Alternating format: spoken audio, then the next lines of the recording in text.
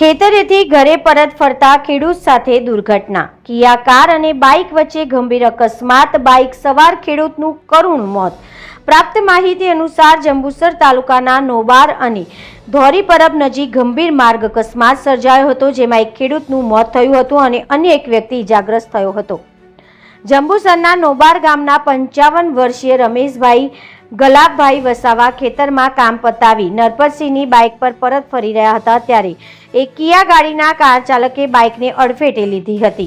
અકસ્માત એટલો ગંભીર હતો કે રમેશભાઈનું ઘટના સ્થળે જ કરુણ મોત થયું હતું, જ્યારે ગંભીર રીતે ઘવાયેલા નરપતસિંહને તાત્કાલિક સબ ડિસ્ટ્રિક્ટ હોસ્પિટલ જંબુસર ખાતે સારવાર માટે ખસેડવામાં આવ્યા હતા।